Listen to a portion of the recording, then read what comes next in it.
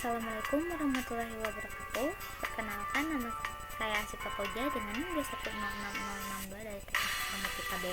Di sini saya akan membahas pemrograman menggunakan linglist dalam bahasa pemrograman Python. Nah, di sini sendiri linglist merupakan salah satu struktur data dasar yang fundamental dalam bidang ilmu komputer.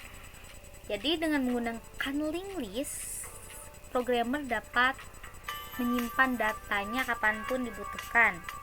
Linglist ini mirip dengan array, namun perbedaannya pada penyimpanannya. Linglist ini disimpan secara dinamik atau dinamis ya. Jadi pada saat pengoperasian program atau runtime, jadi disimpannya secara dinamis. Sedangkan pada array sendiri, untuk penyimpanan datanya disimpan secara statis. Secara umum juga linglist tersusun atas sejumlah bagian data yang lebih kecil yang terhubung, biasanya melalui pointer. Linglist dapat divisualisasikan seperti kereta. Bagian kepala linglist adalah mesin kereta. Data yang disimpan adalah gerbong dan pengait antar gerbong adalah pointer. Nah, di sini juga ada perbandingan antara array dan linglist. Jadi, jika array sifatnya itu statis, penyimpanannya secara statis, sedangkan linglist dinamis. Untuk penambahan atau penghapusan data di array sangat terbatas ya, sedangkan di linglist itu tidak terbatas atau unlimited mungkin ya. Di sini juga untuk array-nya random access, sedangkan untuk linglist sequential access. Untuk di array sendiri penghapusannya sangat tidak mungkin, sedangkan di linglist penghapusan linglist itu mudah. Jadi linglist merupakan sekumpulan elemen bertipe sama yang memiliki keterurutan tertentu yang setiap elemennya terdiri dari dua bagian. Di sini juga ada single linglist dan operasi pada linglist ya. Di sini ada insert. Fungsi pada linglist meliputi insert node di awal linglist, lalu ada insert node di tengah linglist, dan yang selanjutnya ada insert node di akhir linglist. Nah, contoh gambarnya seperti pada gambar di sini. Untuk kondisi awal, baru next ini untuk penambahan node ya. Untuk penambahan node di awal, gambarnya seperti ini. Sedangkan untuk yang di tengah ini.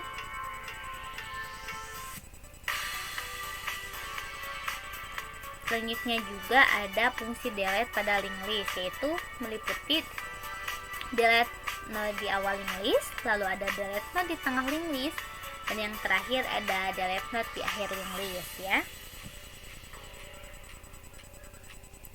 Untuk delete node di awal linglist, pointer pertama diarahkan kepada data kedua, sedangkan pointer P diarahkan pada data ke satu. Lalu yang selanjutnya bebaskan pointer P secara otomatis, data ke satu terhapus.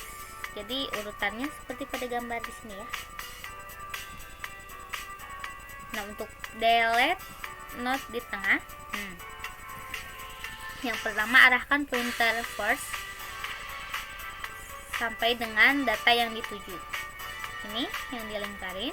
Lalu pointer P diarahkan pada first atau next. Lalu arahkan pointer first, next pada P atau lalu selanjutnya next. Yang terakhir bebaskan pointer P secara otomatis, data setelah simpul tertentu terhapus. Nah, ini untuk gambarannya.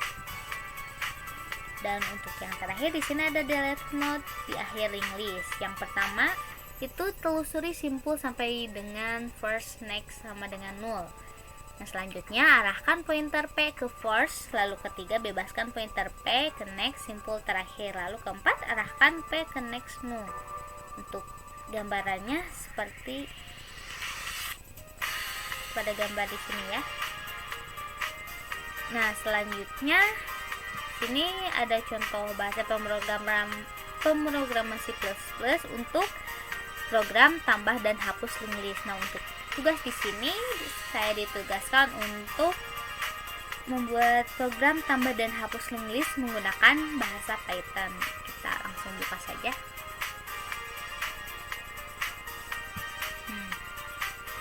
Lalu kita run.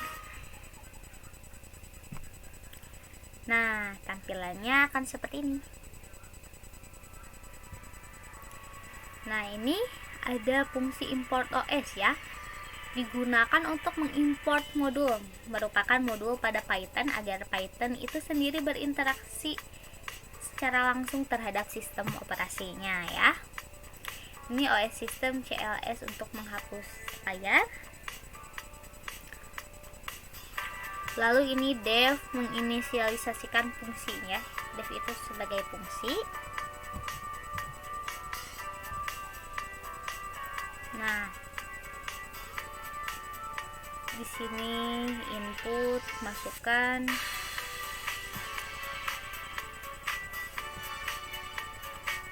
Ini if itu pengambilan keputusan ya. Jadi kayak apa sih?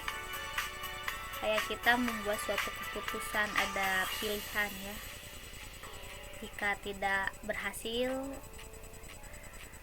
akan ada apa sih? Ada solusi lain lah seperti itu.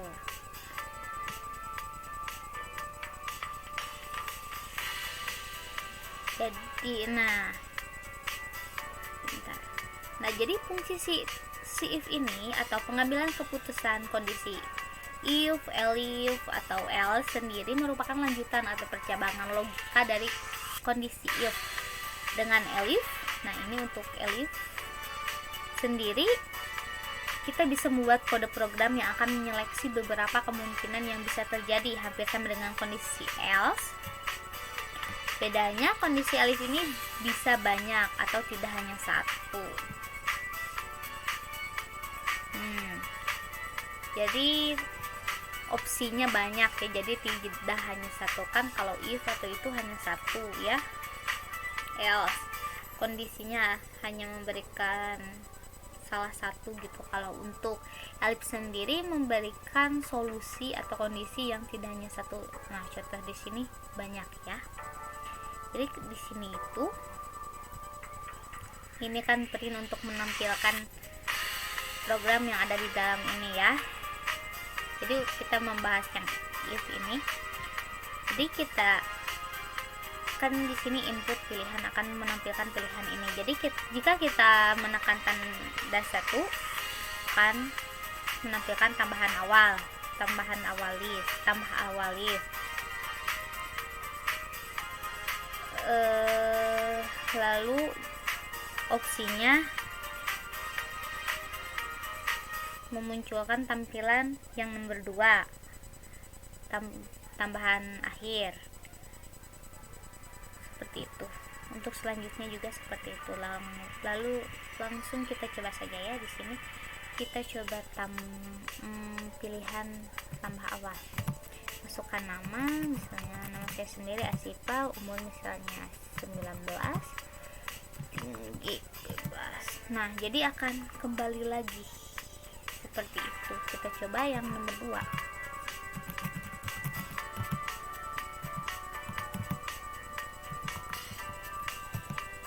Tuh, jadi kalau kita terus enter akan kembali lagi ke pilihan awal atau tampilan awalnya. Jadi seperti itu fungsi dari link list ya. Mungkin sekian yang dapat saya sampaikan. Mohon maaf bila ada salah-salah kata. Wassalamualaikum warahmatullahi wabarakatuh.